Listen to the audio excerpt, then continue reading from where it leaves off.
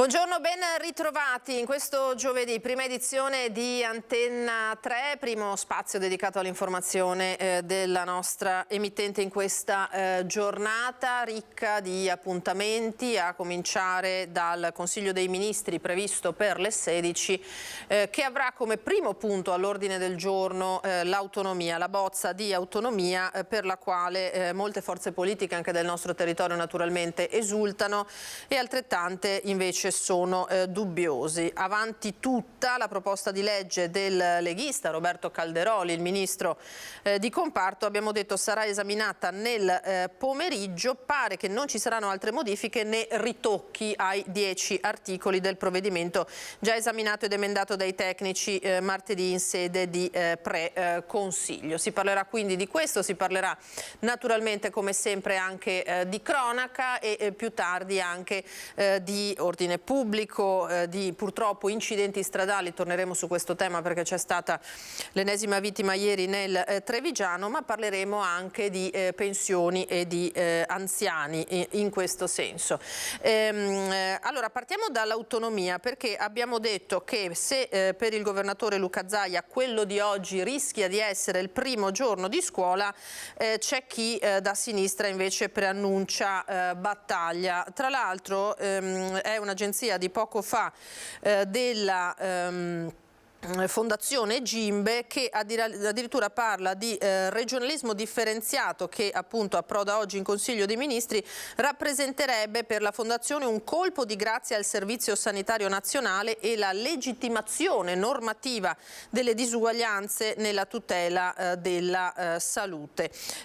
Gimbe che a questo punto di fronte al report chiede al governo di cancellare di fatto la sanità dalle richieste di autonomia differenziata. Vedo già collegato, lo saluto e lo ringrazio, il senatore Andrea Martella. Buongiorno e ben ritrovato. Buongiorno, grazie. Segretario regionale del Partito Democratico, quello di cancellare tra le materie, diciamo, di cui si chiede la gestione, la sanità, è una delle vostre richieste, senatore. Allora sentiamo un primo passaggio su questo appuntamento in Consiglio dei Ministri da parte sua e poi sentiremo anche quelle che sono le istanze del territorio con due servizi che hanno preparato i colleghi. Cosa ne pensa di questo passaggio in Consiglio dei Ministri e cosa può portare? Ma innanzitutto dovremmo vedere quale sarà la decisione ufficiale e definitiva, quale sarà il testo, perché quello che è circolato è stato, diciamo, approvato in una sede tecnica. Ricordo che questo testo poi dovrà essere vagliato anche dalla conferenza delle regioni, che peraltro sono i soggetti istituzionalmente interessati.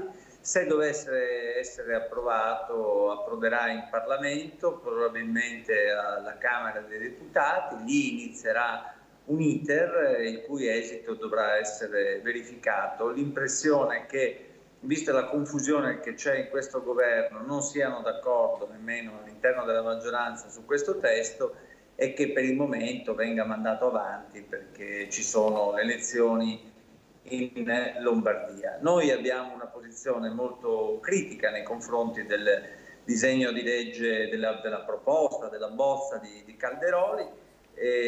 L'autonomia è un processo invece che va realizzato, va fatto in maniera seria con il coinvolgimento delle regioni, del Parlamento, partendo da alcune materie fondamentali, come da tempo abbiamo detto in Veneto, e stralciando dalla possibilità di costruire questa autonomia alcune materie che oggi sono del tutto inattuabili. Lo hanno detto anche gli industriali l'altro giorno. Su questo ho presentato un disegno di legge che oltre alla sanità esclude l'istruzione, l'energia, le competenze sulle banche, sulle grandi reti di trasporto, questioni che sono superate da quanto è successo nel corso di questi anni. Ho l'impressione però che insomma questo passaggio di oggi sarà un passaggio tutto poi da verificare nel corso delle prossime settimane e mesi.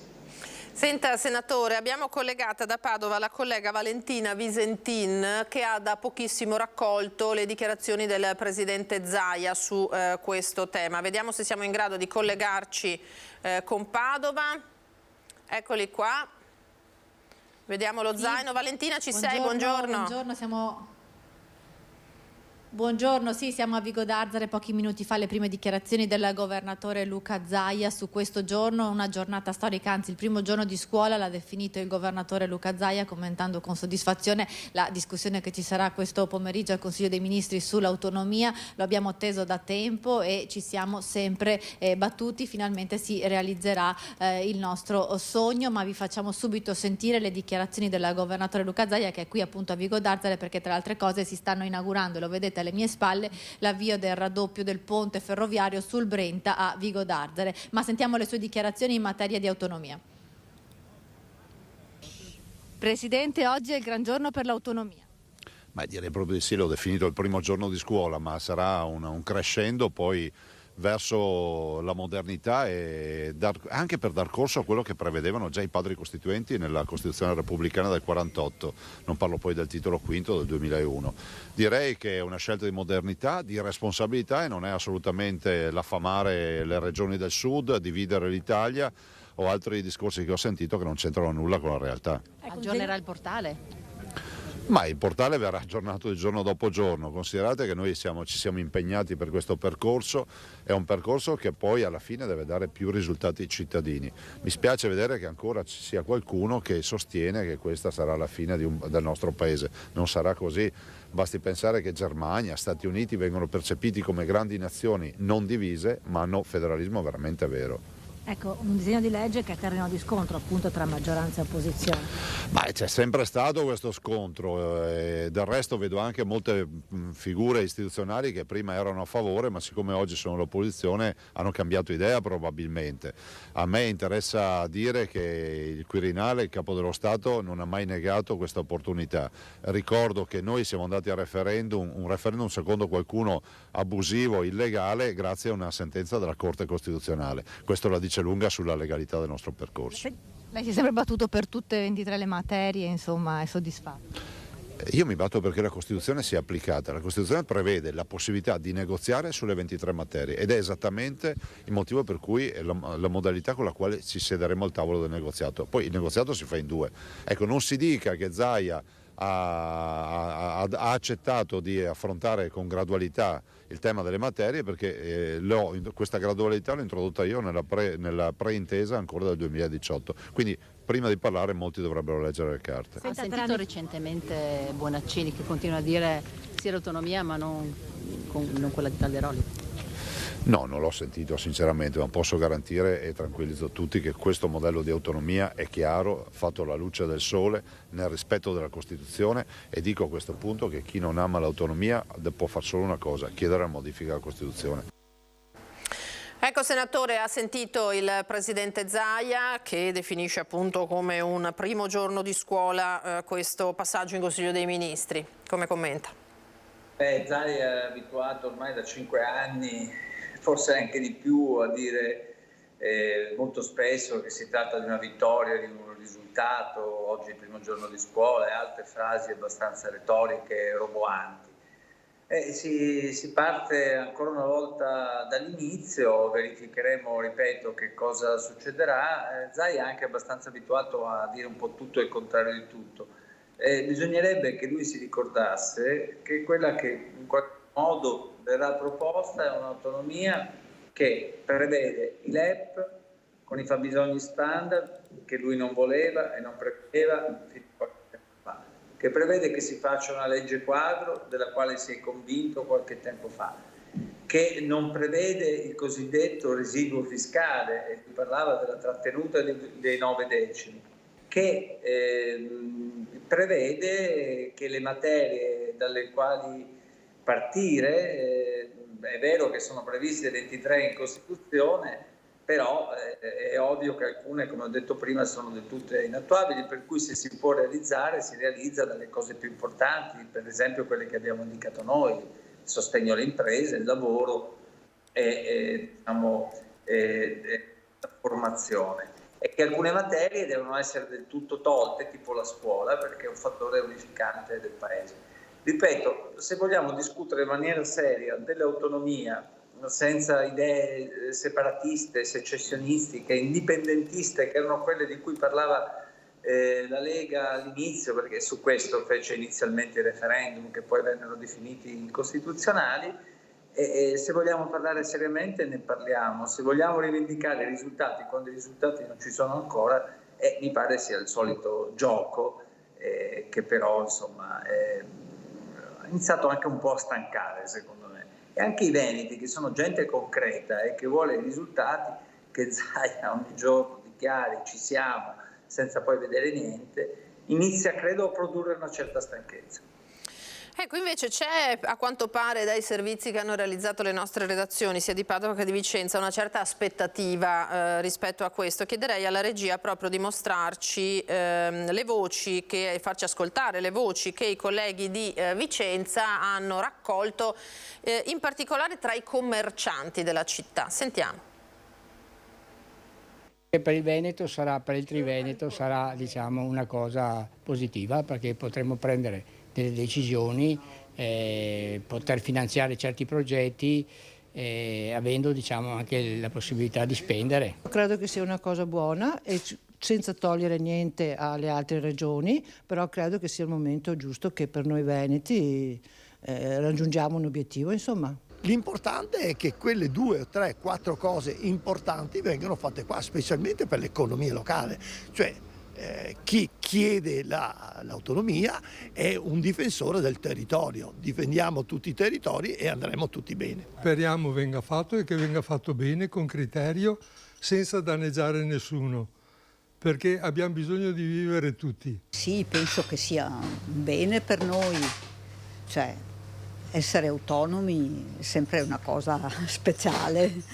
L'autonomia delle regioni è come una famiglia, ognuno deve gestirsi i soldi come si deve. È ovvio che se c'è una famiglia che spende spande e l'altra che magari deve poi coprire quello che spende spande, non mi sembra il caso. Quindi non c'è il rischio dello spacca Italia come qualcuno ha sollevato? Assolutamente no, non penso proprio che ci sia uno spaccare dell'Italia, anzi si incentiva a fare di più. Per il Veneto è un passaggio che il nostro presidente Zaia sono anni che rincorre dopo un referendum fatto con tante firme raccolte. Penso che sia il momento giusto di concedercelo. Ecco, io penso questo e in bocca al lupo a Zaia perché è una sua battaglia e viva il Veneto. Martella, ha sentito queste voci? Naturalmente i cittadini, i commercianti si fidano e sperano soprattutto che le cose vadano a favore del territorio. Sarà così? Beh, ma questo ce lo auguriamo tutti. E noi per primi stiamo dicendo da tempo che l'autonomia deve essere realizzata e mi pare che l'espressione di questi cittadini o di rappresentanti delle categorie economiche vada proprio nel senso di poter fare l'autonomia in modo giusto, in modo serio, in modo responsabile e quindi per poterla realizzare bisogna, come ho detto, non dividere il paese, come è stato detto anche nel servizio, garantire a tutti i cittadini un'eguaglianza dei diritti e poi soprattutto che cosa fare? Produrre un'amministrazione più efficiente, in grado di dare ai nostri cittadini servizi migliori, in modo di produrre una semplificazione burocratica.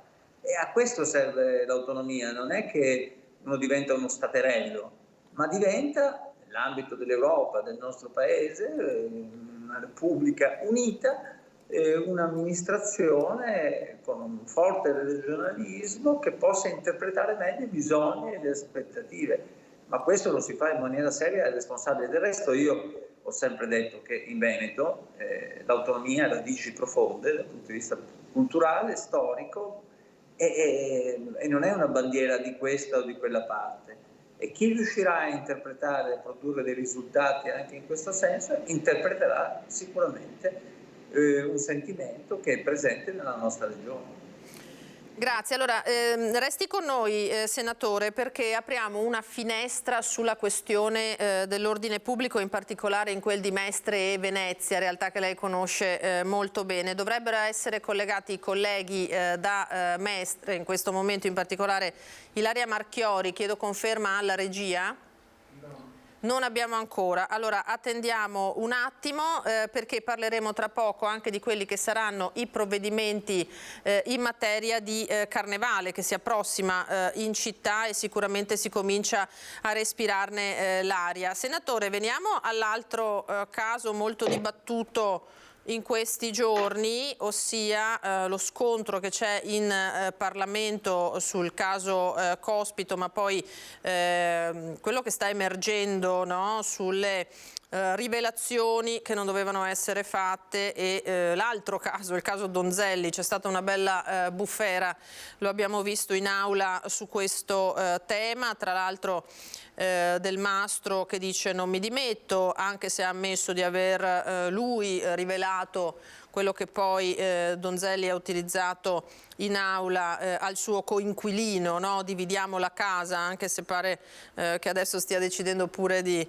non dividerla più. Insomma, tutta una serie di situazioni che però sono di stallo, nel senso che non mi pare ci sia la volontà da parte di nessuno dei due di fare un passo indietro.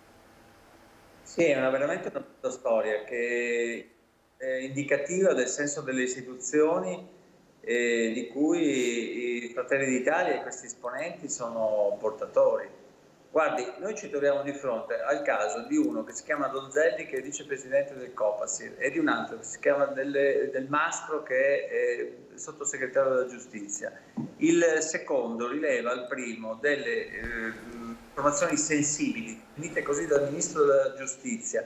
Il secondo le utilizza in Parlamento parlando di commissione antimafia per attaccare il PD. Tutti e due commettono qualcosa di grave svelando delle informazioni che dovevano essere riservate. Poi succede che il ministro Nordio, molto imbarazzato, non interviene troppo nel merito e non ritira, cosa che dovrebbe fare invece, le deleghe del suo sottosegretario, e che la Presidente del Consiglio rimane in un silenzio assordante, invece di prendere le distanze da questi personaggi, sta zitta e in questo modo indebolendo quello che è il senso delle nostre istituzioni democratiche. Una vicenda grave che dimostra quale sia la cultura politica di questi soggetti, tutto diciamo anche ulteriormente aggravato dal fatto che il Presidente del Senato, esponente sempre di quel partito come gli altri che ho nominato, ieri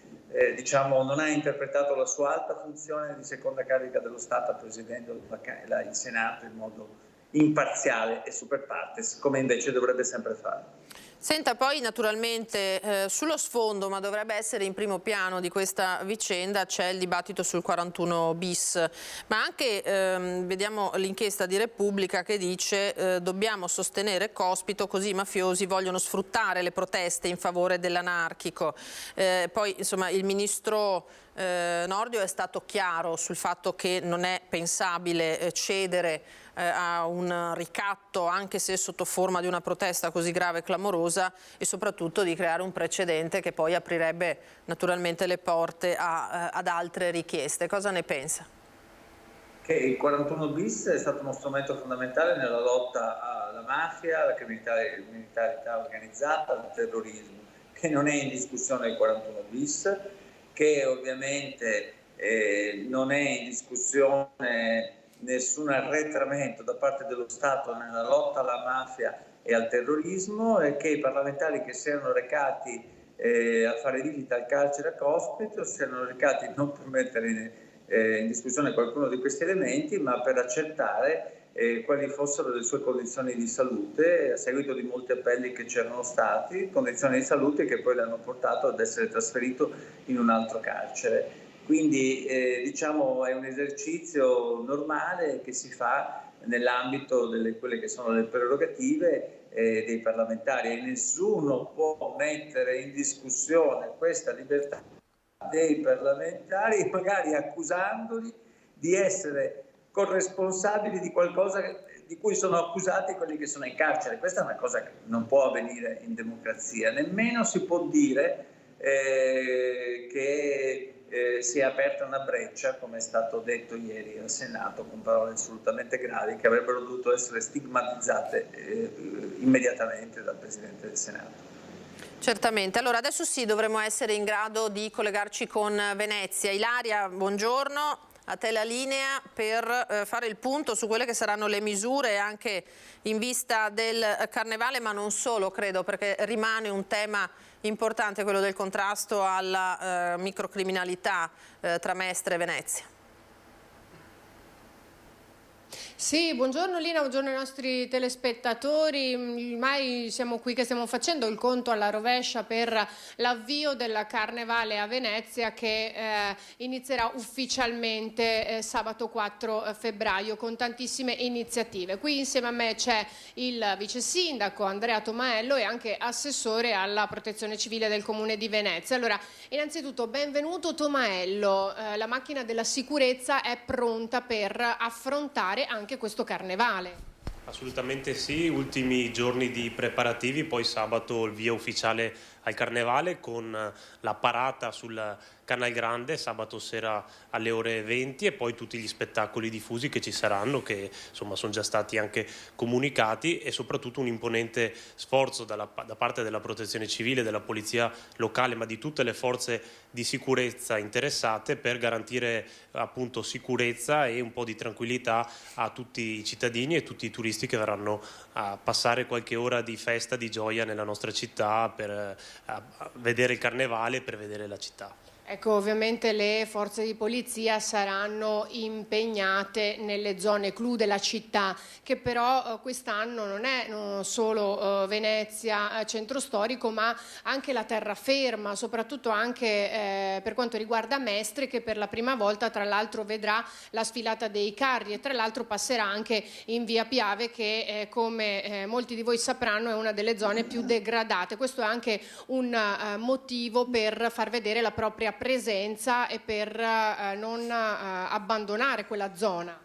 Ma assolutamente sì, il Carnevale di quest'anno è diffuso in tutto il territorio comunale, quindi dalla terraferma alle isole, anche a Venezia stessa, diciamo, città d'acqua, ci saranno vari spettacoli, però non concentrati tutti in piazza San Marco, ma in vari campi della città. Ci saranno le sfilate dei carri allegorici anche in alcune isole di Venezia, ma anche in terraferma. Per la prima volta appunto ci sarà la sfilata di carri a Mestre e partirà il corteo appunto da via Piave per poi arrivare in via Pio X e terminare la sfilata. Insomma, l'augurio che tanti cittadini, tanti mestrini possano partecipare a queste attività per anche insomma dare un segnale che la città c'è, la città è viva e la città partecipa. Ecco, anche perché purtroppo episodi, se così vogliamo definirli, di microcriminalità ce ne sono stati anche a Venezia ultimamente, l'ultimo anche nella zona di Rialto, quindi si sta facendo tutto il possibile per cercare di contrastarli, soprattutto sperando di evitare che accadano anche durante i festeggiamenti clou del Carnevale. Sì, poi è sempre difficile contenere certi comportamenti che magari sono dovuti dall'alcol o dalla maleducazione delle persone, però cercheremo di stare attenti, insomma la polizia locale è presente, ci sarà e insomma cercheremo di dare una mano per cercare di tenere tutto sotto controllo. Sarà impegnata anche la protezione civile durante sia le sfilate dei carri ma anche durante i sabati e le domeniche di Carnevale per cercare insomma di gestire, di controllare la città, anche gestire i flussi qualora ce ne fosse bisogno e insomma cercare che si renda insomma tutto tranquillo sia per i cittadini residenti ma anche per i turisti che vorranno venire a Venezia. Tomaello, ricordiamo anche che quest'anno non ci sarà invece il volo dell'Angelo. No, il volo dell'Angelo quest'anno purtroppo non ci sarà, parte è dovuto anche alle condizioni che attualmente ci sono in piazza San Marco, ovvero i numerosi cantieri per i lavori che ci sono nella piazza e quindi avrebbe reso un po' difficile sia il montaggio proprio delle strutture ma anche naturalmente l'afflusso delle persone, quindi magari creando anche qualche problema per la sicurezza, quindi è stato deciso per appunto il problema con questi cantieri, con questi lavori, di evitare per quest'anno di fare il volo dell'Angelo. Ecco, questo di sicuro appunto come ha già anticipato anche lei eviterà che in quella giornata ci sia un un grosso afflusso di persone. Assolutamente sì, la giornata del volo dell'Angelo era sempre una giornata di grosso afflusso nella piazza San Marco, creando anche dei problemi magari nelle calli vicino che portavano nella piazza. Il carnevale diffuso vuole andare anche in questa direzione qua, quindi delocalizzare, usiamo questo termine, i flussi turistici in varie parti della città, in maniera che turisti e cittadini, anche i bambini, possano partecipare non solo nella piazza San Marco, ma anche nei vari campi o anche nelle piazze della terraferma. Ecco, allora avete sentito, la città è pronta per dare avvio al carnevale tra pochissimi giorni, che vedrà la macchina della sicurezza in prima linea. Speriamo anche un grande divertimento, soprattutto diffuso, che possa catturare l'attenzione, soprattutto il divertimento di grandi, piccini e anche tanti turisti. Ringrazio il vice sindaco di Venezia Andrea Tomaello. Se non ci sono altre domande restituisco la linea allo studio. Benissimo Ilaria, grazie mille, grazie al tuo ospite. Io chiedo subito al senatore Martella che aspettative ha anche in termini di sicurezza. Lo abbiamo sentito, di certo questo carnevale per Venezia sarà anche importante dal punto di vista economico per l'andamento della città. Beh, innanzitutto bocca al lupo al carnevale, che tutto possa andare bene secondo le migliori previsioni, sia dal punto di vista economico, culturale e ovviamente anche sotto il profilo della sicurezza e dell'ordine pubblico e naturalmente l'impegno di tutti, delle istituzioni, delle forze dell'ordine deve andare in questo senso. Naturalmente c'è un problema più generale che riguarda l'ordine pubblico e la sicurezza a Venezia, in modo particolare a Mestre, in modo particolare nelle zone che sono state indicate anche nel servizio, via Piave, tutte le zone circostanti alla stazione, a via Cappuccina, a Corso del Popolo. Ci sarà anche una manifestazione nei giorni prossimi a Mestre, indetta dai comitati di quartiere, dalle associazioni, che è volta a porre al centro il tema della sicurezza. Io stesso ho presentato una mozione parlamentare in questo senso. C'è un problema di prevenzione, di maggiore presenza di forze dell'ordine, c'è un problema naturalmente di repressione di reati che si possono svolgere, di controllo del territorio e soprattutto di rilancio della socialità nel territorio, anche attraverso il contrasto che possa avvenire sul terreno sociale, anche con interventi di riqualificazione urbana, ma anche e soprattutto riprendendo a fare quel lavoro di lotta alle dipendenze che è necessario fare, rispetto al quale il Comune ha sicuramente abbassato la guardia. Certamente. Senatore, io la ringrazio moltissimo di essere stato con noi per la sua disponibilità come sempre, grazie per la puntualità delle risposte e buon lavoro. Grazie a voi. Buon lavoro. Grazie ad Andrea Martella, segretario regionale del Partito Democratico. Tanti lo abbiamo sentito i temi in questa giornata. Proprio tornando all'autonomia, dovremo essere collegati con il collega Carlo Inghilleri da Vicenza, perché ecco, lo vedo con il sindaco Rucco, perché l'argomento naturalmente è di stretta attualità oggi, probabilmente non solo quello. Proviamo a sentirlo. Carlo, buongiorno. Buongiorno a tutti i telespettatori da Palazzo Trissino. Ci troviamo con il sindaco di Vicenza Francesco Rucco in una giornata storica, sì, perché oggi approda in Consiglio dei Ministri il disegno di legge sull'autonomia.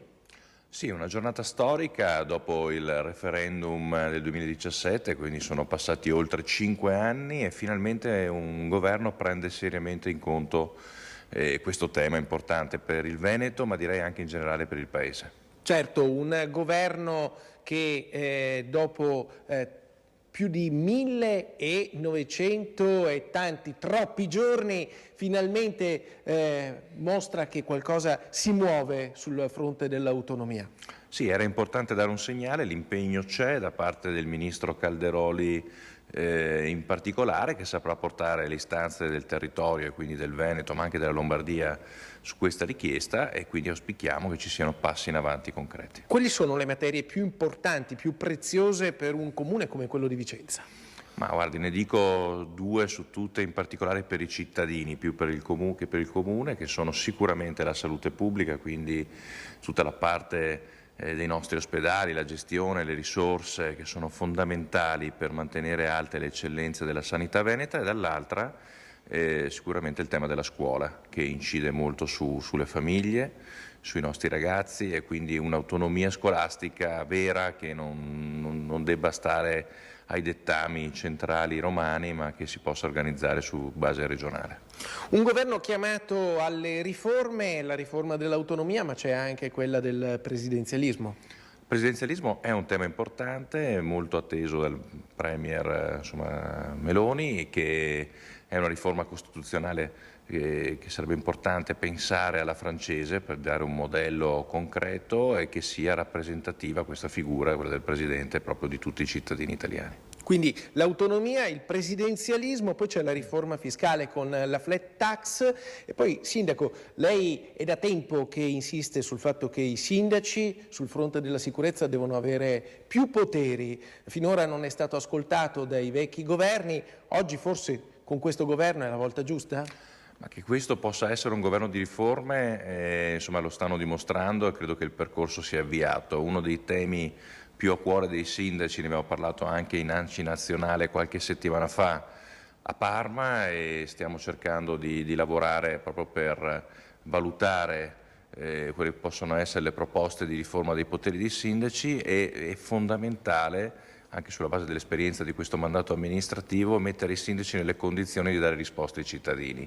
Oggi ci inventiamo letteralmente i provvedimenti, le ordinanze, ma sono poco efficaci. Ci vogliono strumenti efficaci per dare risposte alla città e ai cittadini per il tema della sicurezza. Benissimo, io ringrazio il sindaco di Vicenza, Francesco Rucco, e qui da Palazzo Trissino è tutto, restituisco la linea allo studio. Grazie a Carlo Inghilleri, grazie al sindaco Francesco Rucco. Tema dunque, l'abbiamo sentito, di grande attualità, tra poco passeremo alla cronaca, ma prima andiamo a sentire anche l'appello sul fronte autonomia degli artigiani padovani, che dicono: abbiamo molte aspettative, misureremo il governo proprio sull'autonomia. Le voci raccolte dalla redazione di Padova.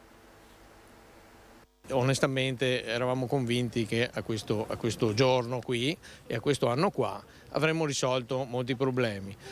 E quello che si chiede è il rispetto della volontà del popolo, il rispetto della volontà dei nostri imprenditori, che hanno creduto che fosse possibile migliorare le cose andando a votare per il referendum ed esprimendosi per un'autonomia spinta. Se oggi la bozza del disegno di legge Calderoli sull'autonomia differenziata approda in Consiglio dei Ministri, resta scettico il mondo imprenditoriale veneto, che il provvedimento lo attende da oltre 5 anni, dal 22 ottobre 2017. Il 53% tra i piccoli imprenditori padovani aderenti a Confartigianato Imprese, in un sondaggio realizzato prima delle ultime elezioni politiche, aveva risposto che l'autonomia non sarebbe mai stata realizzata, il 32% che si sarebbe fatta solo in parte.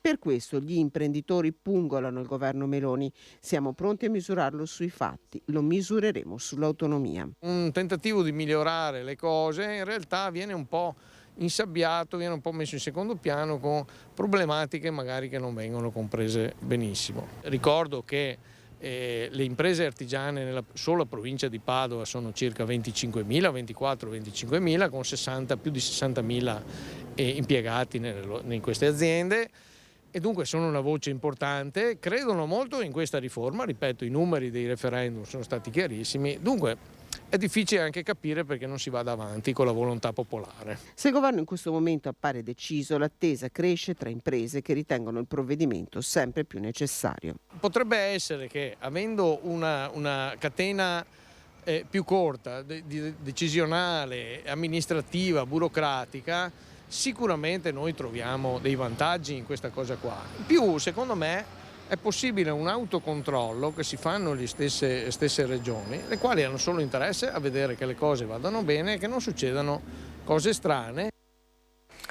Eccoci qui, quindi queste le aspettative, lo abbiamo sentito, degli artigiani. Di autonomia parla anche l'home page del Gazzettino, andiamo a vedere un altro quotidiano. Autonomia del Veneto, oggi il voto al Consiglio dei Ministri, non ci saranno ritocchi come annunciavamo prima. Il Presidente Zaia naturalmente, che ha anche lui grandi aspettative, dice non spacca i paesi, guardiamo alla Germania. C'è la cronaca naturalmente, la ripresa della tragedia che ha visto vittima un imprenditore bellunese caduto con il suo elicottero monoposto, la testimonianza dell'alpinista sopravvissuto 20 ore, eccolo qua, sotto la neve, alpinista veneto che dice non volevo morire, la notte è stata tremenda. E poi altre notizie ancora che arrivano dal resto del territorio, la triste notizia della giovanissima ballerina di 17 anni di Spresiano nel Trevigiano, che è stata trovata senza vita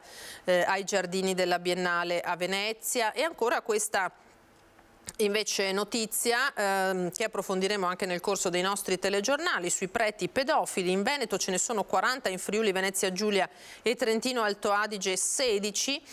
Sono i risultati di un'indagine che sicuramente è destinata a far discutere. E poi vediamo se riusciamo ad aprire questa pagina di cronaca, perché c'è stato l'ennesimo parapendio sul Grappa, siamo a Semonzo in provincia di Treviso, caduto con un quarantenne che lo vedete, se il sito resta fermo, eccolo qua, precipitato con un parapendio all'altezza del 12° tornante di strada Giardino a Semonzo. Un uomo sui 40 anni è stato subito soccorso dal SUEM di Pieve del Grappa ed è trasportato a Treviso al Cafoncello, dove risulterebbe in gravi condizioni. Fin qui il sito, l'home page del Gazzettino, poi ne vedremo anche altri. Adesso andiamo in pubblicità, torniamo tra pochissimo con altra cronaca.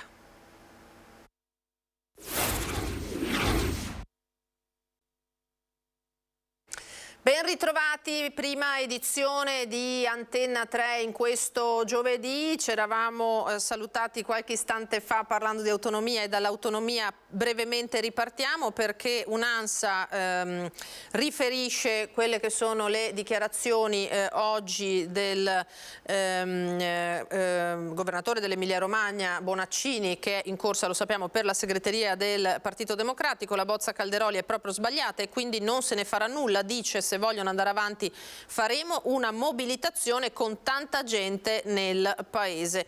Così Bonaccini da Bologna, sollecitato dai cronisti. Quindi su questo tema si preannuncia una battaglia politica significativa. Andiamo alla cronaca ora. La gestione degli appalti per la ristorazione nella sanità veneta.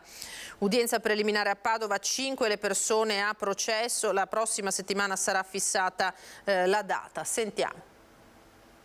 Il giudice ha disposto il rinvio a giudizio per gli imputati delle due società di Serenissima Ristorazione e dell'altra società davanti al Tribunale Monocratico di Padova, e verrà fissata la data d'udienza la prossima settimana, perché il computer è in tilt.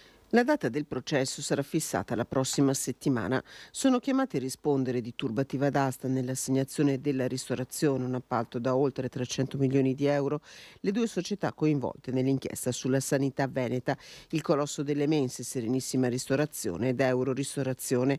A processo Mario Puttin, presidente di Serenissima Ristorazione, il figlio Tommaso, e poi Giuliano Ongaro, Flavio Massimiliano Faggion e Carlo Ernesto Gardin, responsabili della seconda ditta coinvolta.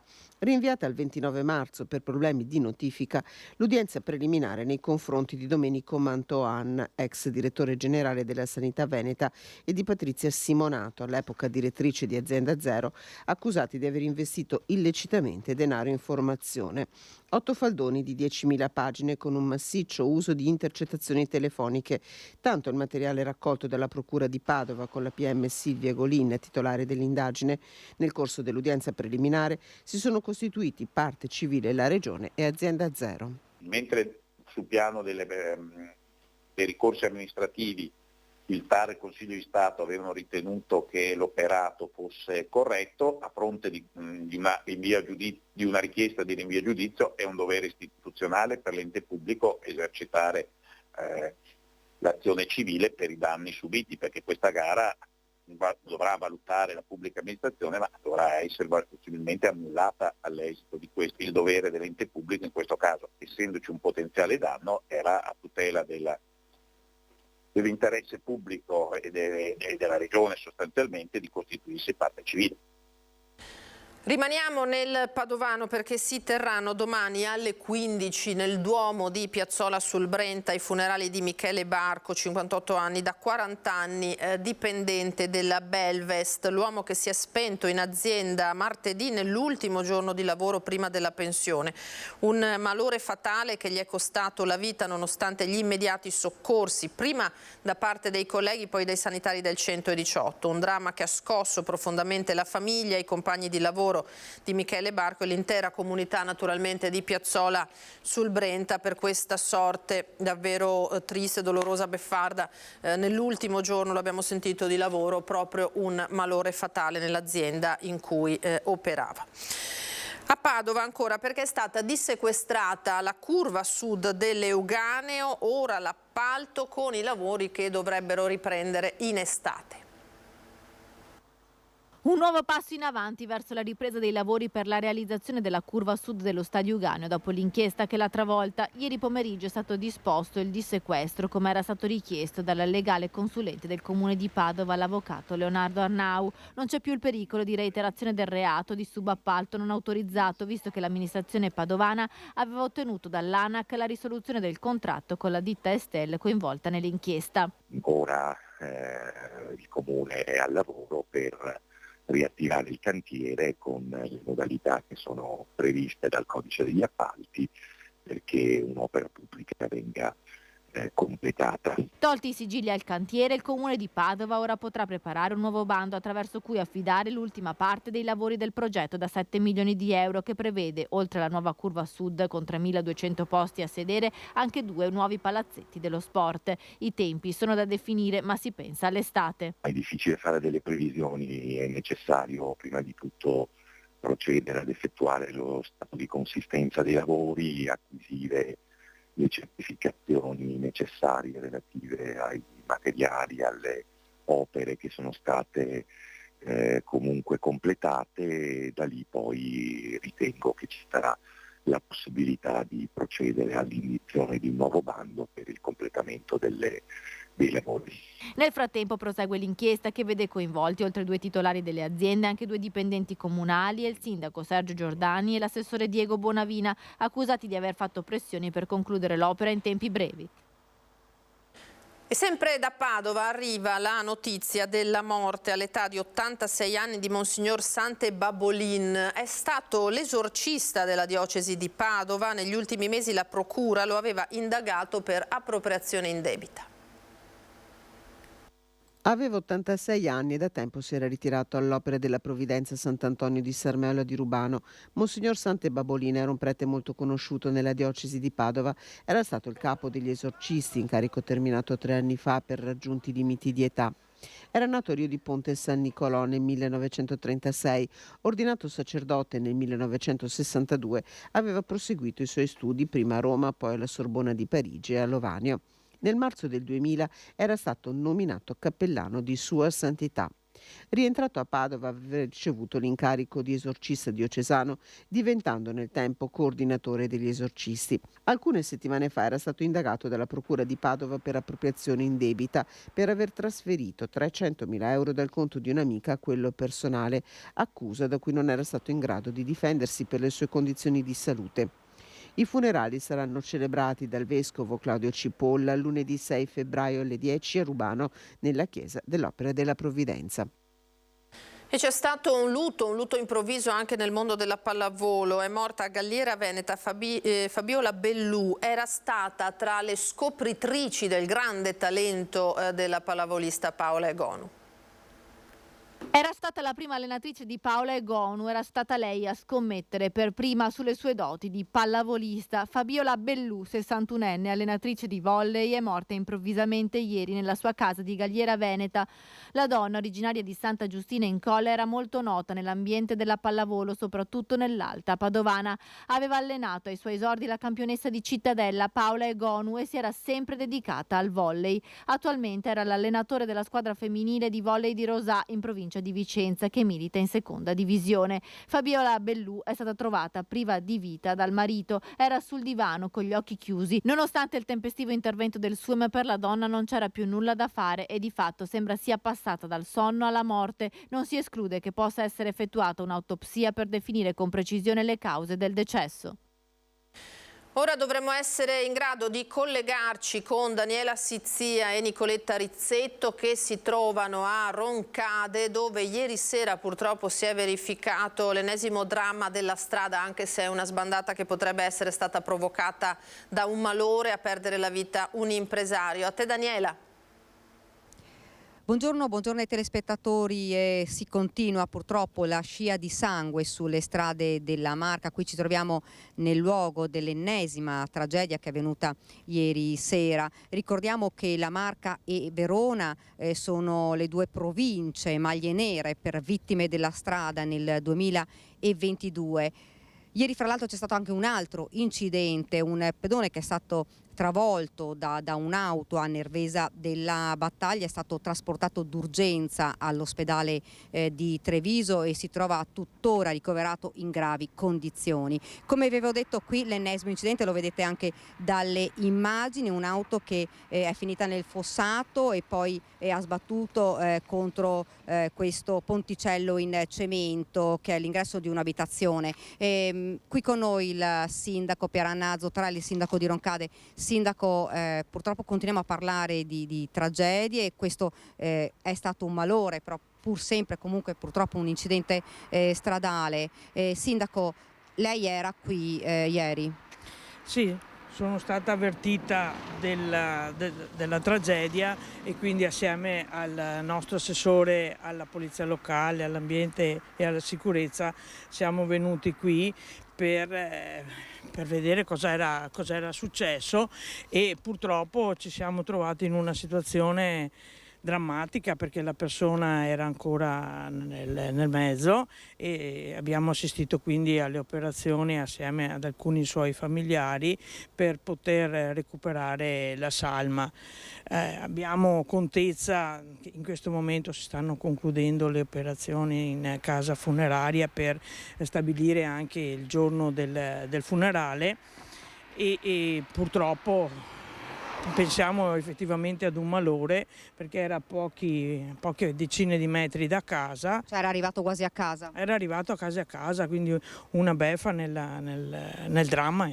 Ecco, la vittima si chiamava Giacomo Pinese, 73 anni, ed era anche una persona molto conosciuta in paese. Sì, era molto conosciuta perché era un lavoratore, aveva un'azienda che poi ha passato al figlio, un'impresa edile che era appunto nota ai nostri concittadini e non solo, ed era anche una persona molto stimata anche per il particolare attaccamento alla famiglia e alla cura che ha dato sia ai suoi figli che alla moglie. E dispiace a tutti noi, è stato di recente anche il municipio, quindi l'ufficio anagrafe che ha provveduto alle pratiche che si devono espletare in queste circostanze, era anche particolarmente rammaricato proprio per averlo visto solo venerdì scorso, quindi diciamo dispiace in modo particolare, dispiace anche il fatto che comunque sia morto e dopo sia dovuto essere recuperato così. Ecco, sindaco, questa, adesso lui ha avuto un malore molto probabilmente, quindi non si poteva fare nulla, ma questa secondo lei è una strada pericolosa, è una strada insomma con tante curve e anche abbastanza stretta? Allora, la strada è indubbiamente stretta, qui sappiamo essersi trattato di un'uscita autonoma e da parte di una persona che la conosce bene nella sua vita, l'ha percorsa decine e centinaia di volte sicuramente, quindi è chiaro la sicurezza nella strada non è mai sufficiente perché appunto anche un malore può determinare conseguenze così gravi. l'appello è sempre di andare piano ovunque e di stare molto attenti e concentrati alla guida, perché basta poco. Basta un attimo. Basta una frazione di secondo e la vita può finire, ecco. Sindaco, io la ringrazio. Se non ci sono domande dallo studio, restituisco la linea.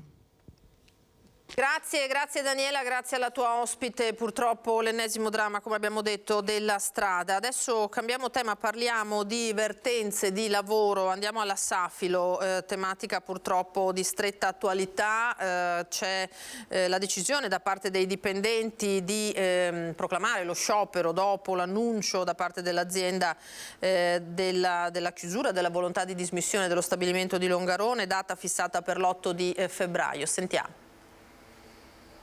La manifestazione si svolgerà davanti al sito produttivo di Longarone, quello che l'azienda intende dismettere, ma mercoledì 8 febbraio si fermeranno per 8 ore tutti i dipendenti del gruppo Safilo negli stabilimenti di Padova, il quartier generale, Longarone appunto e Santa Maria di Sala. Grandi timori per il futuro dell'azienda, leader nella produzione di occhiali. A decidere la protesta il coordinamento delle rappresentanze sindacali dei 3 stabilimenti che si è riunito a Mestre. Nonostante la presentazione di un bilancio 2022 con un aumento delle vendite dell'11% e un margine cresciuto del 24%, l'azienda intende non solo chiudere il sito di Longarone con 472 lavoratori, 800 i dipendenti a Padova, dove ha sede il quartier generale dell'azienda. Il timore è che dopo Longarone tocchi proprio la città del Santo. Nel 2024, infatti, Safilo ha annunciato l'intenzione di investire in automazione nella logistica e questo fa temere possibili ricadute sui livelli occupazionali.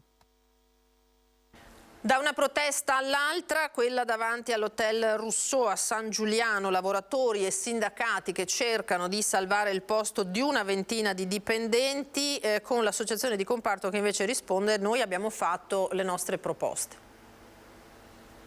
Alla nostra età, cioè io non sono neanche più giovane, non è neanche più facile trovare un posto di lavoro. Non posso stare così a casa se loro licenza, comunque devo cercare lavoro che per mantenere famiglia. Camerieri, addetti ai piani, governanti, rischiano tutti il licenziamento. Sono i lavoratori dell'Hotel Rousseau di San Giuliano, che già ad ottobre non aveva più riaperto. Qui abbiamo un indotto di 40 famiglie più i stagionali che si trovano domani, se dovesse succedere, se non interviene il Ministero o si folgano sulla via di Damasco, 20 licenziamenti in pieno, più i 14 di Taormina.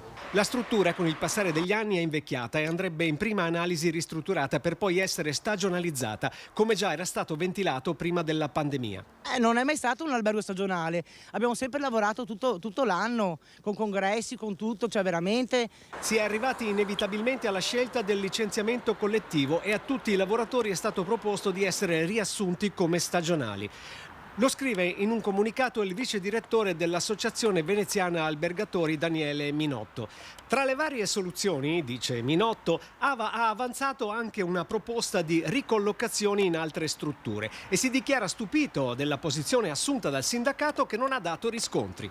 Anche noi ci stupiamo del comunicato di AVA, è chiaro che noi l'unica cosa certa è che abbiamo 19 lavoratori a casa, riteniamo che non sia un albergo stagionale, questo albergo andava ristrutturato e non l'hanno fatto, ce l'hanno detto in diversi incontri, quindi mi dispiace che ci sia questa, che tra l'altro noi collaboriamo con AVA, anzi chiederemo la possibilità a AVA di fare una riqualificazione sugli alberghi nel territorio qui veneziano, però ognuno fa il suo mestiere, il sindacato protegge i lavoratori e quindi dice che questa situazione andava pensata prima, non in 2 mesi. Fin qui dunque la mobilitazione. Io saluto e ringrazio gli ospiti che mi hanno raggiunto in studio e che di battaglie sindacali ne sanno qualcosa. Allora, Floriana Casellato, ex parlamentare del Partito Democratico, da sempre attiva su moltissimi fronti. Buongiorno Floriana e ben ritrovata. E Paolino Barbiero, che storico volto della CGIL, attualmente presidente del comitato INPS di Treviso, giusto? Giusto. Oltre al fatto che mi occupo anche con i pensionati della zona di Conegliano e stiamo seguendo un progetto sulle nuove rigenerazioni urbane.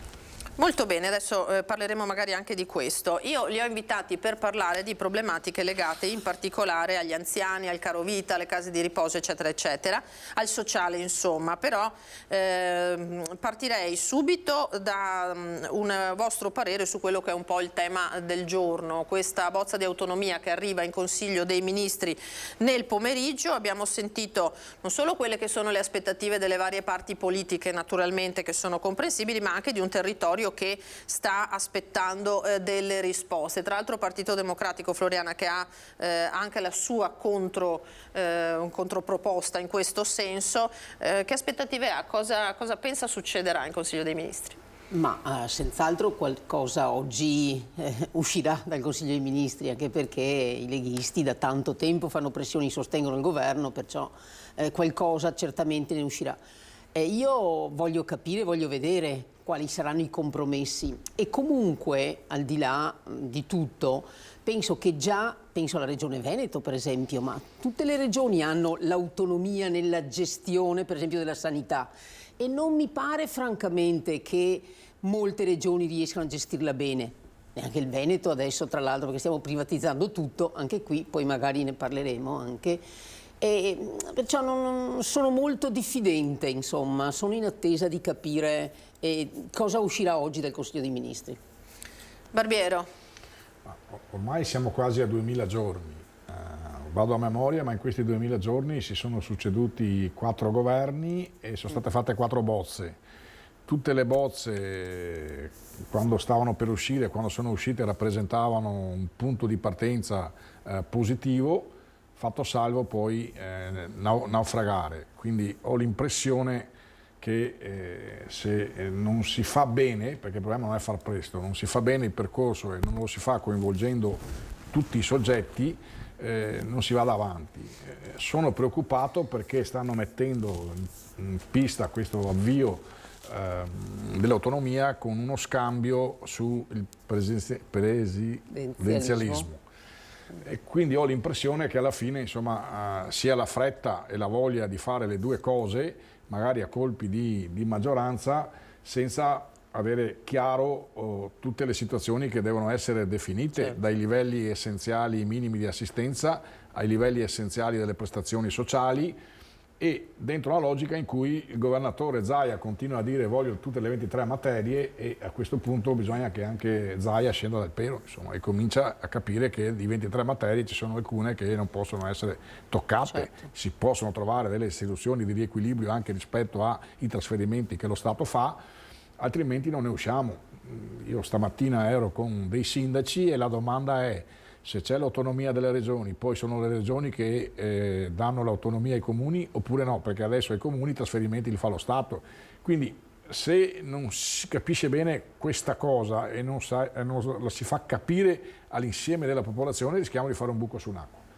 Dopodiché, insomma, c'è questo percorso e vediamo cosa succede. Per quanto ci riguarda, noi come parti sociali abbiamo anche avanzato delle proposte, però vediamo che su questo tema, come su altri, quando ci confrontiamo col governo, ci ascoltano e poi fanno quello che vogliono. Allora, ascoltare le persone e poi fare i soggetti di rappresentanza e poi fare quello che vuoi, alla fine determinano situazioni di difficoltà di governare i processi di riforma importanti.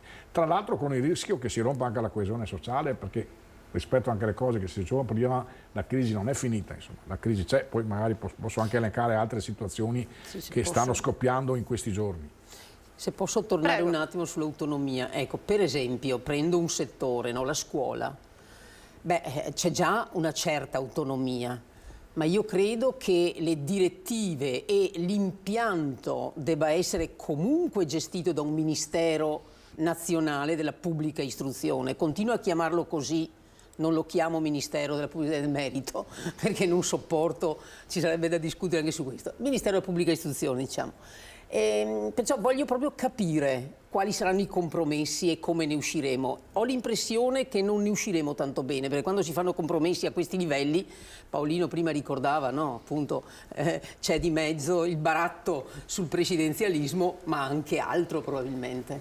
Ecco, tra l'altro Stefano Bonaccini, che è in corsa per la segreteria del Partito Democratico, insomma, è abbastanza schietto oggi su questo. Può un paese rischiare di avere 20 pubbliche istruzioni diverse, come sta dicendo lei? Noi faremmo veramente ridere il mondo, dice. Certo. Non so se il ministro Calderoli se ne stia rendendo conto e dice siamo pronti alla mobilitazione. Senta, ma da sì, PD... perché la scuola, secondo me, soprattutto per un partito della sinistra, insomma, è fondamentale l'impianto, le direttive, perché delinea il paese che tu vuoi, insomma, no?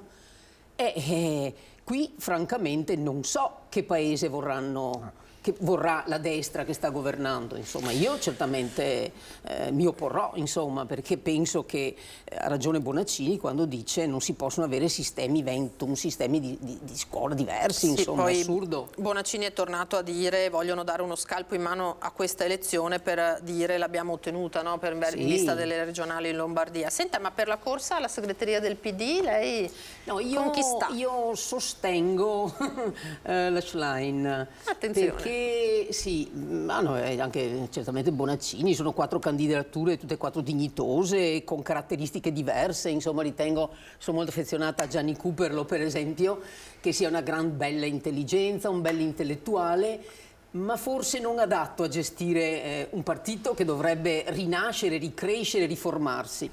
E credo che una ventata di novità la possa dare una giovane donna, con tutti magari anche i limiti rispetto all'inesperienza, però insomma certamente ci saranno dei sostegni esterni e spero che possa dare appunto un orientamento nuovo e che questo partito riesca a tornare a radicarsi tra i ceti popolari e a rappresentare veramente i reali bisogni del paese, perché in questo tempo purtroppo ci ha danneggiato il fatto di stare troppi anni al governo, credo. Dovevamo andare a votare anche prima. Spero che questi anni di opposizione servano per ricostruire un partito. E con lei, con questa giovane donna, vedo che ci sono adesioni anche di tanti giovani, si possa aprire una strada. Insomma, certamente Bonaccini è un gran bravo amministratore, nessuno mette in dubbio la sua straordinaria esperienza, soprattutto di Presidente della Regione Emilia-Romagna, che certamente per quanto riguarda la sanità, lo posso dire perché un po' conosco, la sanità in Emilia-Romagna non è certamente quella del Veneto, è a livelli superiori, insomma, per quanto riguarda l'assistenza proprio agli anziani, le strutture, ma non solo, è proprio l'impianto diverso. Noi in Veneto avevamo un grande valore, ricordo con i vecchi democristiani, penso alla Tina Anselmi, eccetera, avevamo una sanità eccellente. L'Emilia Romagna e il Veneto erano i due modelli più... Adesso credo che il Veneto sia in decadenza, insomma, per quanto riguarda la sanità. Pensiamo alle liste d'attesa, pensiamo a tutte le difficoltà che sappiamo, insomma. Ecco, allora introduciamo proprio questo tema che riguarda gli anziani. Intanto brevemente chiedo a entrambi. Anziani e caro vita è una fascia che teoricamente ha un reddito certo, i pensionati, ma fa fatica e abbiamo visto, poi fra poco vi mostreremo e manderemo in onda un servizio sull'aumento delle rette nelle case di riposo, ma questo è solo uno degli aspetti, perché ci sono anche tanti pensionati autosufficienti che devono fare i conti con la loro pensione. Allora Barbiero, qual è mediamente la pensione qui nel nostro territorio, uomini e donne differente, fortemente differente, e come fa con questo caro vita a bastare? Innanzitutto bisogna precisare una cosa, che la pensione è certa ma non è equivalente al reddito che uno prendeva quando lavorava, perché la pensione è minore di quello che uno prende lavorando. Poi ci sono situazioni ormai di pensioni che non superano i 1.000 euro e anche qui si divide in due questo mondo. Quelli che non superano i 1.000 euro e riescono, attraverso anche l'opportunità che hanno nel contesto in cui vivono, di avere altre entrate o avere l'orto e tutto quello che ci va dietro, e quelli che invece magari vivono nei centri urbani dove questo non è possibile e quindi sono più in sofferenza, quelli che sono in famiglia e quelli che vivono soli.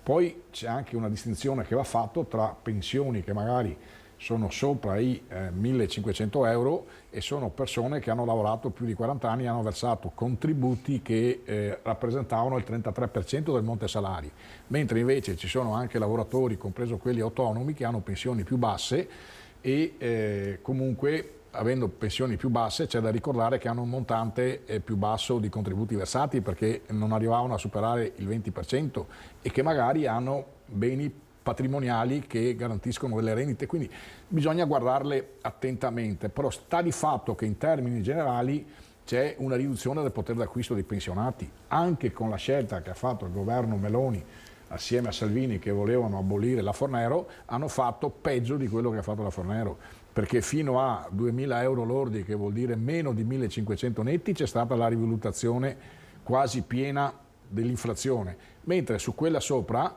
non c'è stata la rivalutazione, siamo ancora che aspettiamo, molto probabilmente entrerà nelle pensioni a marzo, ma non entrerà il complessivo dell'inflazione stabilito, quindi 7,3, ma a metà.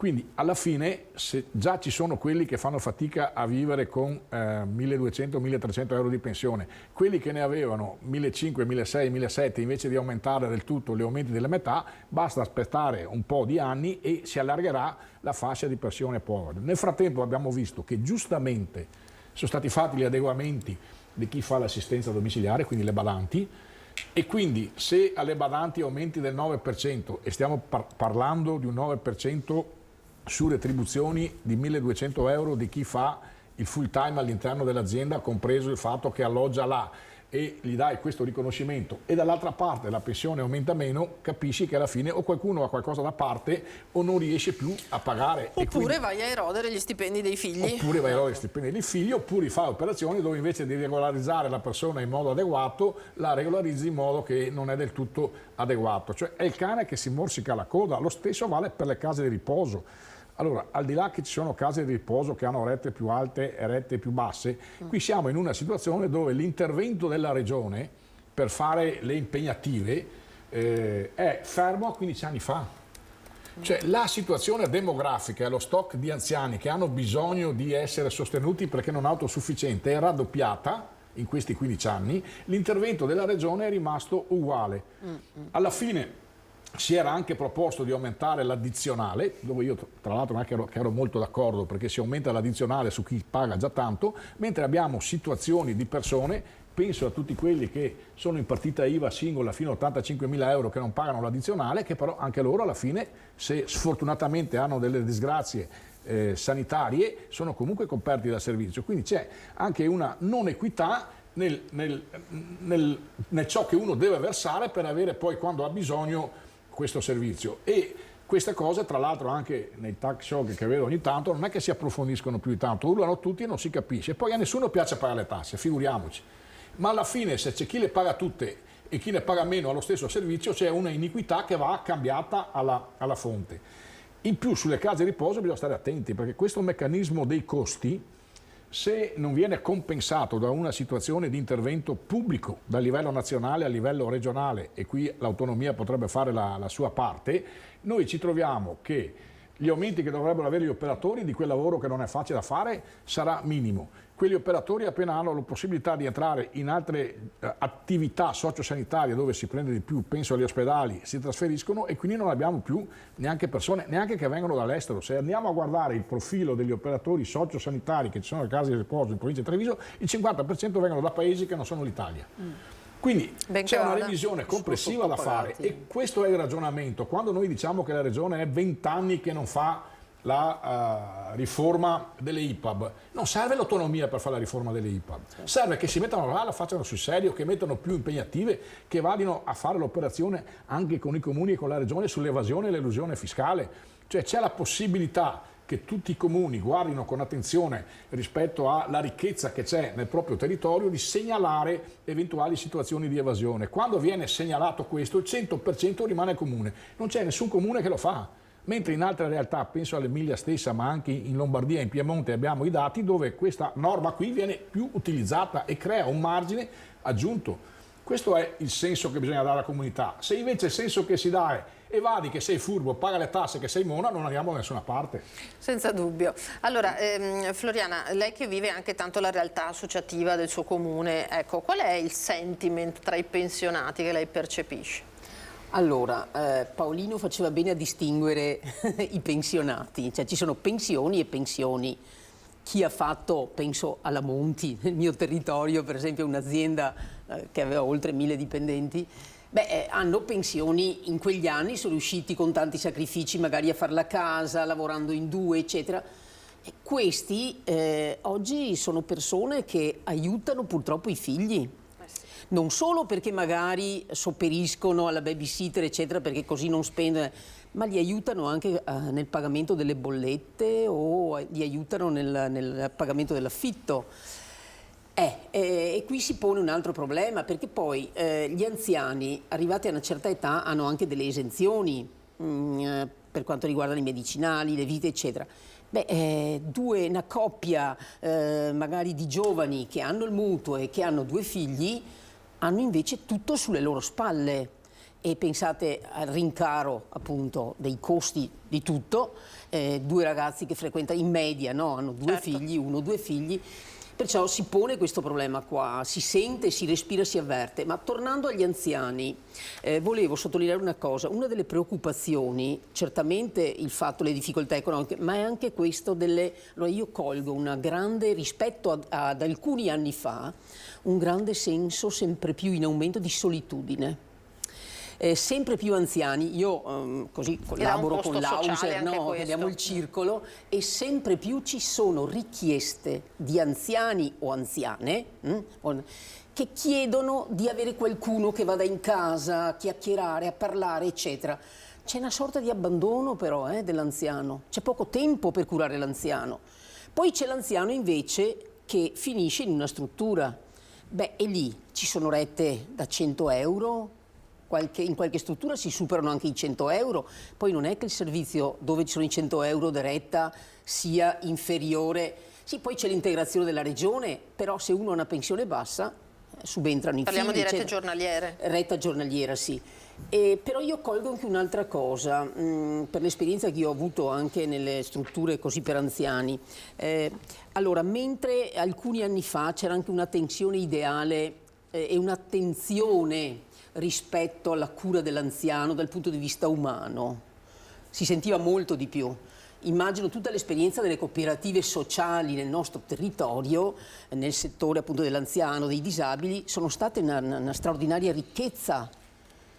Certo. Adesso sono subentrate invece ditte private che gestiscono spesso queste strutture, eccetera. L'impianto è diverso perché probabilmente questi devono fare solo business, perciò l'aspetto umano della cura dell'anziano, dell'attenzione non c'è più. Io vedo un degrado in questo ed è questo che mi preoccupa, perché poi colgo anche che gli amministratori locali, che dovrebbero essere quelli più attenti, prima parlava dei sindaci, più attenti non soltanto all'asfaltare la strada, al tombino, eccetera, il marciapiede, ma anche a questi bisogni, non hanno più la testa sul sociale, l'attenzione forte o quella tensione anche ideale per cui si lavora per creare un ambiente favorevole in cui l'anziano venga accompagnato serenamente alla conclusione della sua vita, insomma, no?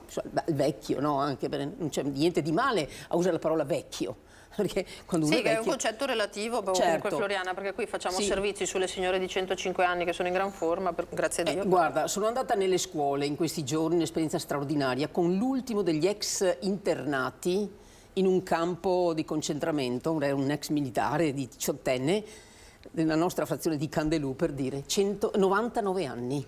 99 anni, preoccupato perché a giugno probabilmente gli ritireranno la patente e lui ha bisogno di muoversi, è un figlio anche con problemi, eccetera, la moglie, e ha bisogno di muoversi con la macchina.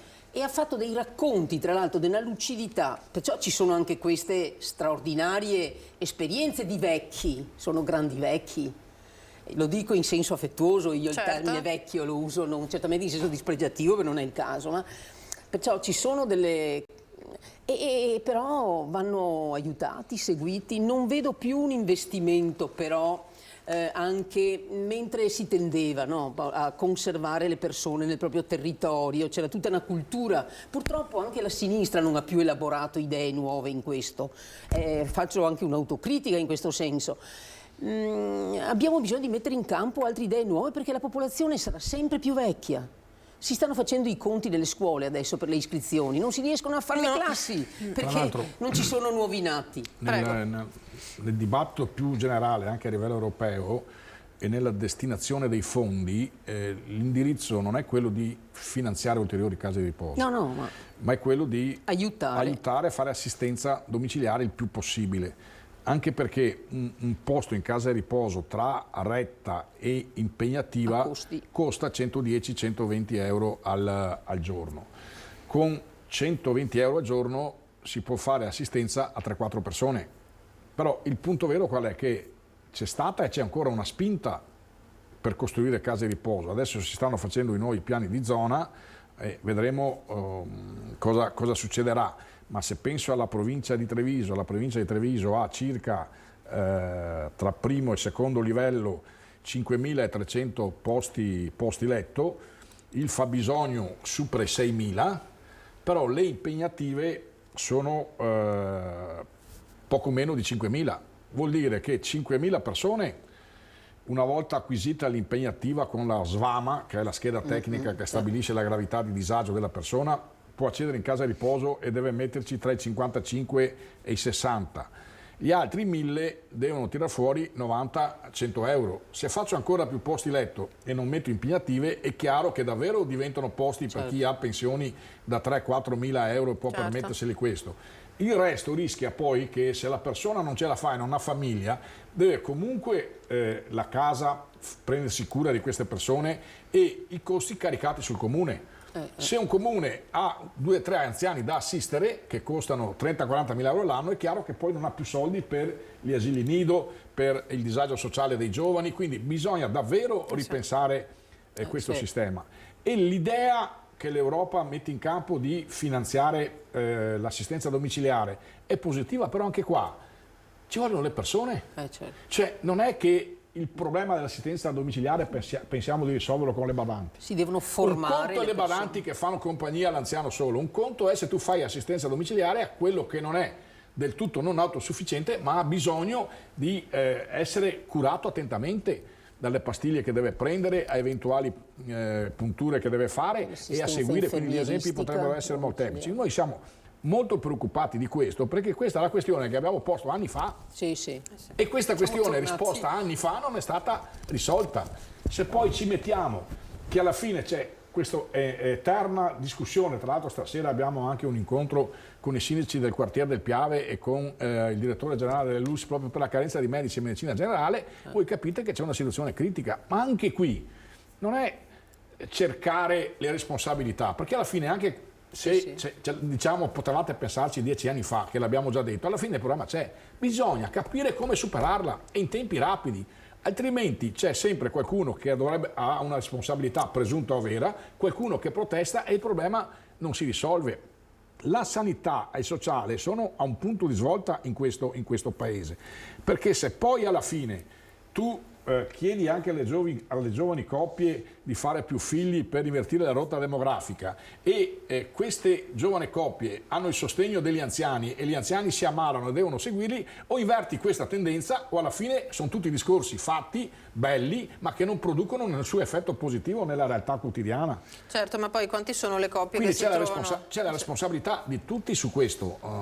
Certamente, a dover magari fare un figlio tardi e quando il figlio è piccolo all'anziano che comincia ad aver bisogno. La mia generazione ha fatto i figli prima di 30 anni, la generazione di adesso fa i figli dopo 40 anni, quella prima di me, mia mamma ha fatto 5 figli, vabbè, io mi sono firmato 2, quelli adesso ne fanno 1 però hanno il cane, quindi tu capisci che da questo versante, la metto anche in battuta per questa situazione qua non la risolvi con i bonus, come sento dire.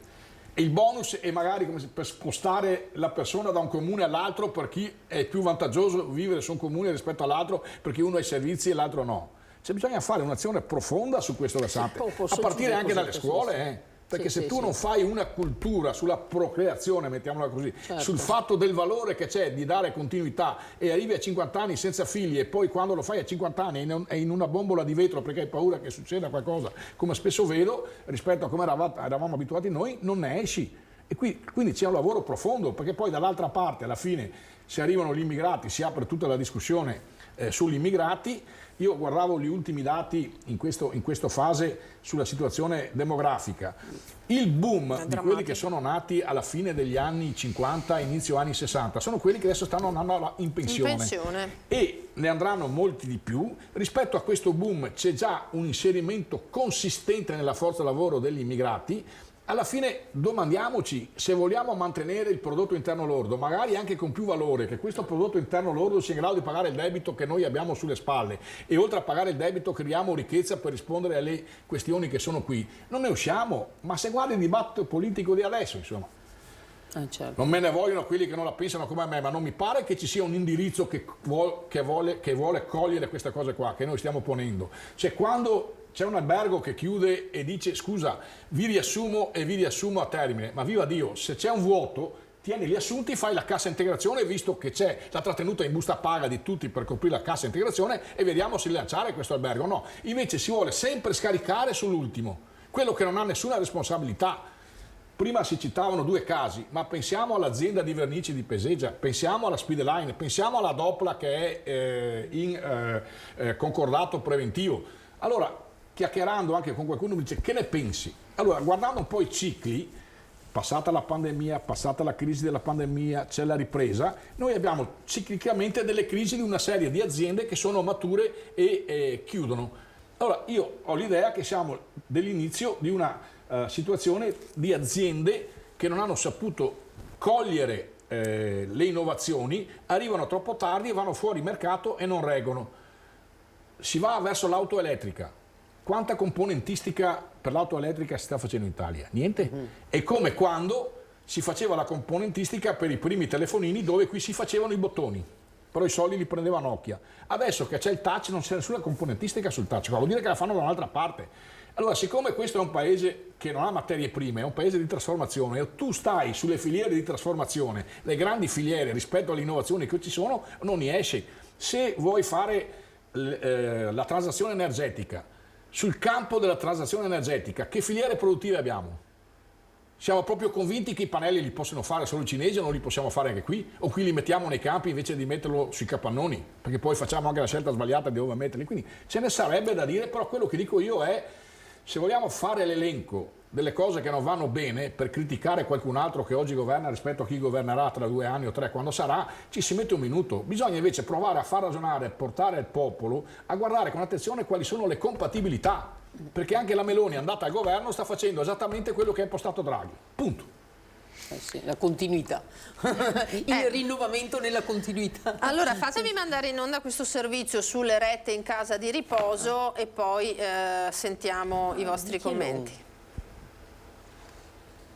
Abbiamo incontrato i rappresentanti dei familiari, degli ospiti, e purtroppo abbiamo comunicato che dovremmo aumentare la retta di 3 euro al giorno. La delibera ufficiale arriverà solo dopo il CDA previsto per il 31 gennaio, ma l'aumento è già stato comunicato ai familiari degli anziani ospiti dell'Isra di Treviso, la più grande IPAB del Veneto. Inciderà per 90 euro al mese, passiamo da 1.590 a 1.680. Se ne parla da mesi cercando tutti i modi possibili per evitare di andare ad incidere sulle rette che le famiglie pagano, ma alla fine il caro energia, come quello dei servizi collegati, ad esempio la lavanderia, il rinnovo del contratto dei dipendenti e l'inflazione hanno costretto al ritocco, aumento che del resto stanno ormai applicando quasi tutte le RSA del Veneto. Alcune l'hanno già deliberato ufficialmente, altre l'hanno già comunicato ai familiari. Questo non ci consola,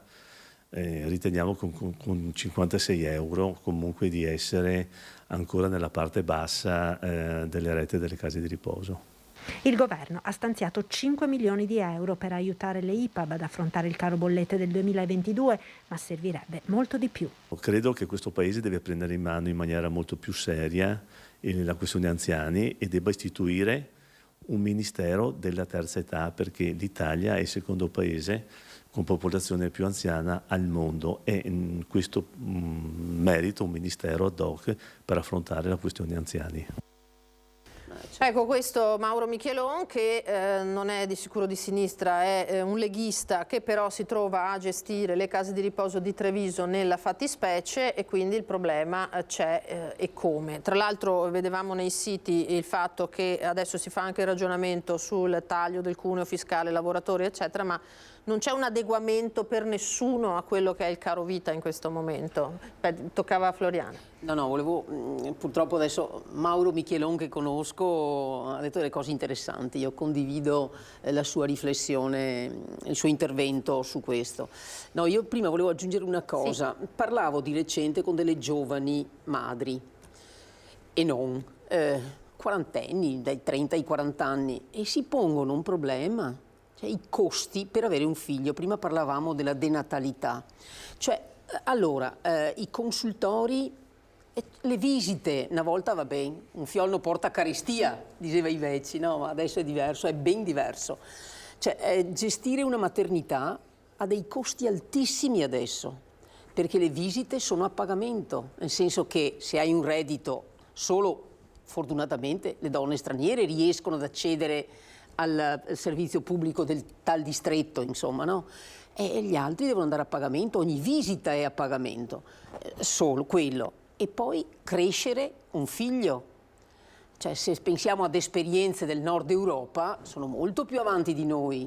E da quanti anni discutiamo di questo? Poi ci meravigliamo per il fatto che non basta dare il bonus, figli, eccetera, bisogna creare le strutture per favorire realmente le nascite, se no ci troveremo con le nostre scuole belle, anche perché abbiamo anche rimesso a nuovo molte scuole ma vuote, e con una popolazione anziana che invece non riusciremo a gestire, perché tra un po' saranno sempre più forti i numeri, più alti i numeri degli anziani che hanno bisogno di essere seguiti, aiutati e sostenuti, insomma. Poi l'impressione generale è che sia un po' come quel medico che cura solo una parte del corpo senza vedere se è incorrelata col resto, certo. No? Nel senso, la denatalità, gli anziani, i giovani lavoratori non sono componenti slegate una dall'altra, ecco. Sono fortemente legate e bisognerebbe nel complesso rivedere, no, il tutto, perché non è che se io do ai pensionati, perché hai preferito i pensionati, vediamo che da una parte o dall'altra i soldi devono saltare fuori per le famiglie, no? L'esempio che faceva Floriana è classico: se prima di nascere costi già 1.000 euro di visita, se ti va bene è chiaro che c'è già un freno in partenza, è assurdo che te li diano dopo, bisogna favorire tutto il percorso, insomma, da quando si parte a quando si nasce, a quando si cresce, si deve studiare e via di questo passo. Io però su ciò che ha detto Michelon, che condivido, faccio una battuta: un ministero non si nega a nessuno, però deve essere un ministero con portafoglio, che è una delle cose che il sindacato pensionati sta ponendo da tempo, cioè facciamo un fondo sulla non autosufficienza, poi lo gestisce il ministero, però se non c'è il fondo sulla non autosufficienza, perché oggi non c'è, o ha risorse risecchiate, è un fondo datato a un'Italia degli anni 60, mentre siamo nel 2023, bisogna fare un'operazione di aggregare questo fondo, poi dopo lo distribuisci per regione rispetto all'incidenza degli anziani, fai tutte le operazioni che devi fare di sistemazione con una logica appunto di equità, però il meccanismo è molto semplice. L'ISRA aumenta di 3 euro, aumenta di 3 euro su una tariffa più bassa di altre, ok? Quindi non stiamo qui a guardare tu aumenti ma paghi meno, guardiamo nell'insieme generale. I 3 euro fatto 100 rappresentano il 3%.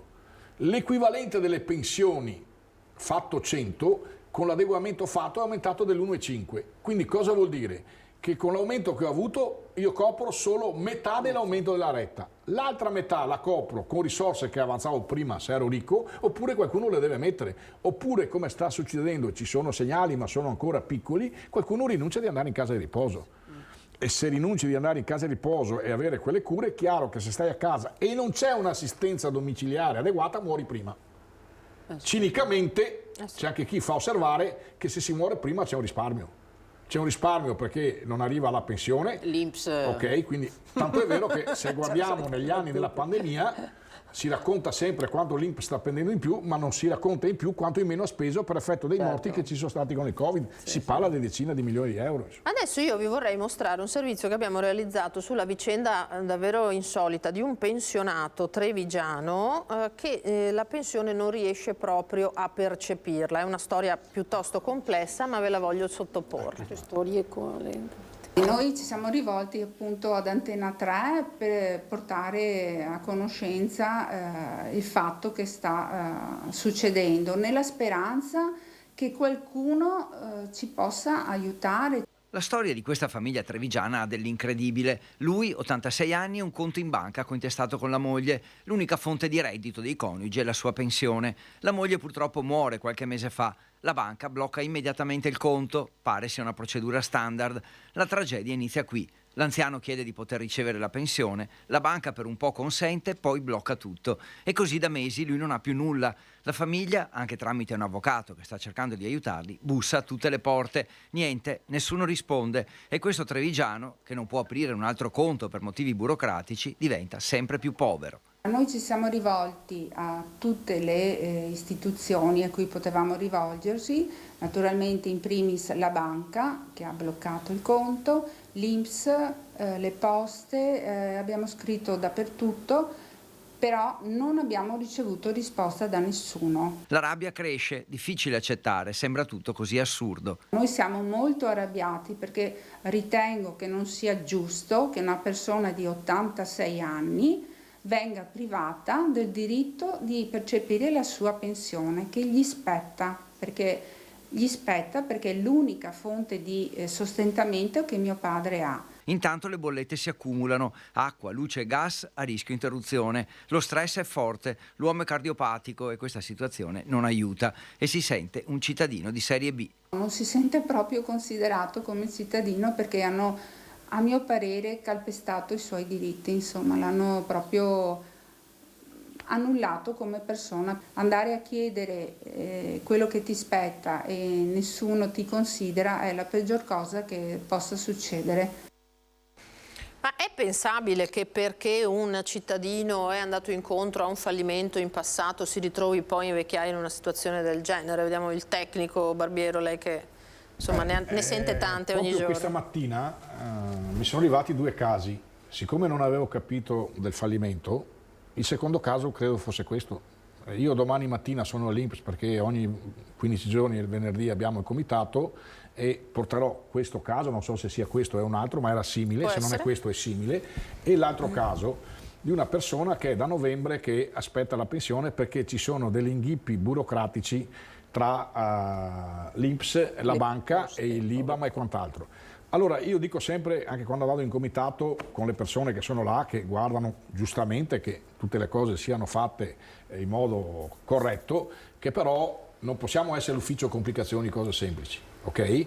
Anche perché siamo di fronte a una persona che aspetta da 3 mesi la pensione e io dico sempre a me stesso, ma anche a quelli che lavorano all'INPS, se toccasse a noi cosa faremmo? Quindi dobbiamo metterci nelle condizioni di questi soggetti. Quindi lo dico qua, domani mattina credo questi 2 casi li affronteremo subito, in particolar modo quello del fallimento. Non è possibile che le banche non aprino un conto, ok? Anche perché se non aprono un conto e c'è un pignoramento di 1/5, ci sono le regole che stabiliscono quanto di quel pignoramento deve essere fatto e se non è possibile che le banche non facciano questa cosa, non è possibile che l'INPS non trovi il modo per fare capitare quanto dovuto da questa persona. Quindi sono cose incresciose, sono episodi che possono succedere perché ci sono questo tipo di casistiche, però non possono essere risolti dopo mesi. Quando ci sono, nel giro di 15-20 giorni, trovato l'inghippo, bisogna che la struttura che ha il compito di risolvere questa questione venga risolta e non sia il soggetto debole e la famiglia a pagarne le conseguenze. Anche perché poi se succedono certe cose credo che ce le abbiamo sulla coscienza e per quanto mi riguarda, insomma, io la mia coscienza la voglio avere a posto. Ma infatti tra l'altro ad accorciare la vita di questi pensionati ci sono anche gli inghippi burocratici, no Floriano? Certo. Beh, certamente sì, perché ormai si trovano, se penso che adesso con l'entrata della digitalizzazione ovunque e la anche telemedicina nei comuni, peraltro gli anziani stanno impazzendo, perché anche per un appuntamento all'anagrafe Se sei lì, non c'è nessuno, sei allo sportello, non puoi prendere l'appuntamento, devi prenderlo online. C'è una cosa, bisogna stare attenti su queste cose qua, perché si creano ansie, si crea veramente anche una dipendenza continua dell'anziano dai figli. Truffe. Perché a volte truffe, perché si rivolgono e pagano, perché poi l'anziano è così, no? Perché per avere quel servizio, te dai qualcosa, te pago, cioè non può essere, non può essere. Veramente stiamo portando gli anziani a vivere senza dignità. Cioè, io colgo queste ansie perché a volte magari io mi incontro, protestano, eccetera, ma non è possibile che la burocrazia...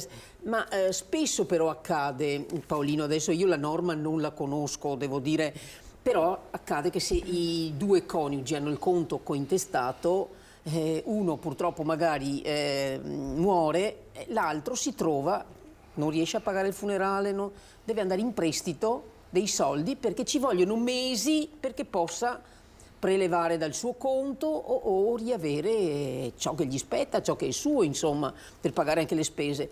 Cioè anche questa cosa qua sarebbe, dal punto di vista legislativo, probabilmente da correggere e da sistemare, perché crea ci sono tanti casi, adesso, a parte la particolarità ovviamente, ma simili, ce ne sono parecchi, insomma, perché... Senta, ma Barbiero, il comitato INPS che istituzione è e cosa fa?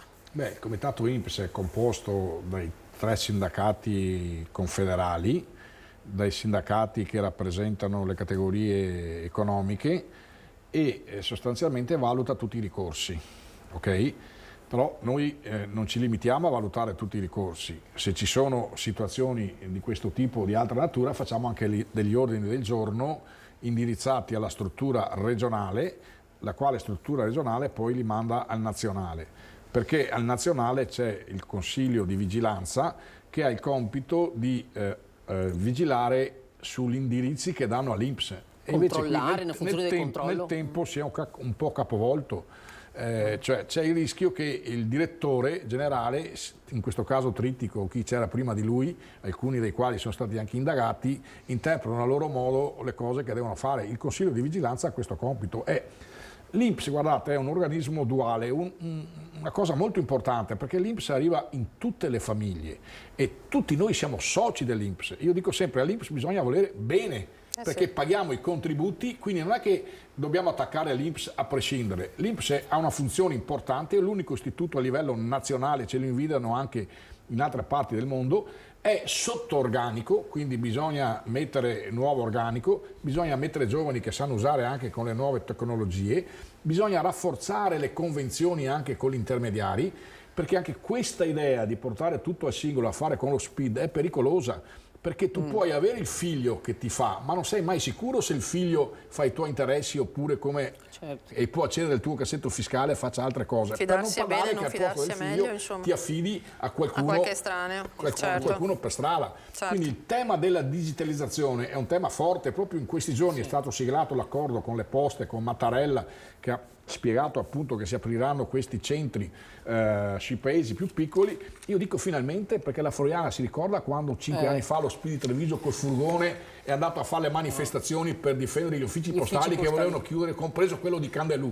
E come si dice, la gente ben pensante ci attaccava, ci diceva parole perché cosa serviva. Adesso invece siamo arrivati che tutti capiscono che nelle piccole comunità, nelle piccole realtà lo Stato ci deve essere e ci deve essere con la qualità del servizio. Così tu rafforzi la logica e l'attenzione delle persone verso lo Stato, altrimenti non faranno altro che denigrarlo. Ma se tu denigri lo Stato c'è il rischio che arriviamo a una situazione di anarchia, di rottura della coesione sociale che non ci porta da nessuna parte.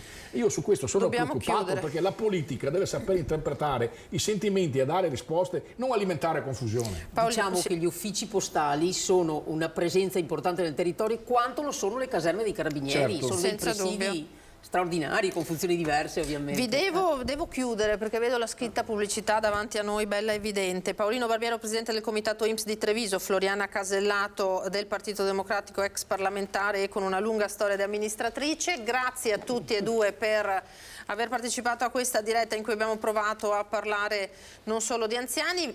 Adesso ci saranno le previsioni del tempo, la pubblicità, poi con Alice Montaniera, approfondimento finanziario e immobiliare, si parlerà di come gestire risparmi e immobili, giusto appunto. Ospiti in studio Mauro Schileo, consulente patrimoniale, e Omar Grigolo, agente immobiliare. Grazie a tutti per averci seguito e al prossimo appuntamento.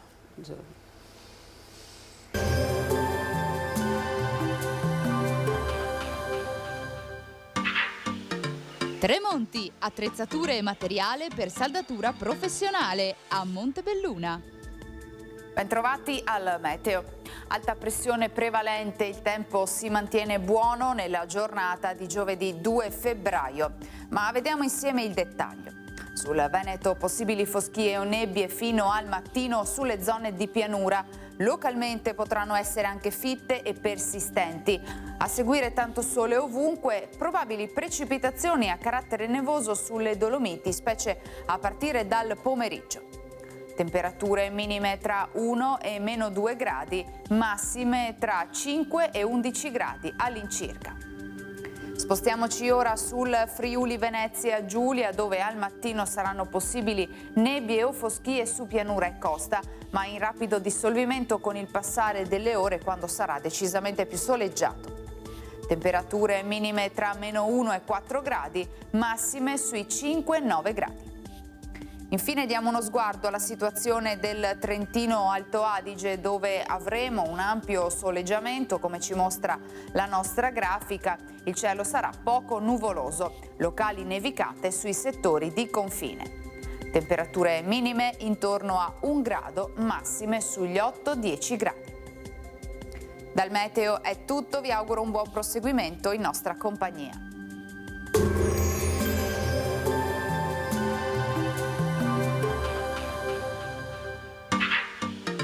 Tremonti, attrezzature e materiale per saldatura professionale a Montebelluna.